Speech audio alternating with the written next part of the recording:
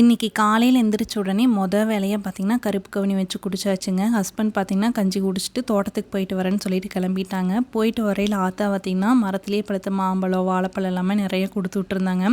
மாம்பழம்னா பார்க்க அவ்வளோ ஆசையாக இருந்ததுங்க. கட் பண்ணி சாப்பிட்றதுக்குமே அவ்வளோ டேஸ்ட்டாக இருந்தது. வாழைப்பழமே எனக்கு பிடிச்ச ரஸ்தாளி பழங்க.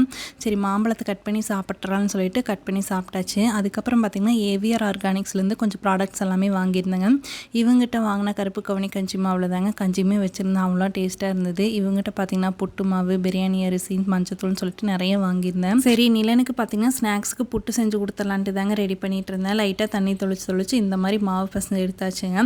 அதுக்கப்புறம் டம்ளரில் தேங்காய் எண்ணெய் தடவி எடுத்துட்டேன். லைட்டாக நம்ம புட்டு மாவு அது கூடவே பார்த்திங்கன்னா சென்டரில் தேங்காய் பூ, கரும்பு சக்கரை, மறுபடியும் தேங்காய் பூ வச்சு சூப்பராக வச்சாச்சுங்க. எங்கிட்ட புட்டு மேக்கரெல்லாம் இல்லைங்க. அதனால் இட்லி பாத்திரத்துலேயே வேக வச்சு சூப்பராக எடுத்து சாப்பிட்டாச்சுங்க. அப்புறம் இவங்ககிட்ட பார்த்திங்கன்னா இந்த சாண்டல்வுட் பார்த்திங்கன்னா ரொம்ப யூனிக்கான ப்ராடக்ட்டுங்க. அது கவர்மெண்ட் சீலோட ரொம்ப ஒரிஜினலாக தந்துட்டுருக்காங்க. உங்களுக்கு ஏதாச்சும் வேணும்னா உங்கள் பேஜ் டேக் பண்ணுறேங்க, செக் பண்ணி பாருங்கள். பாய்.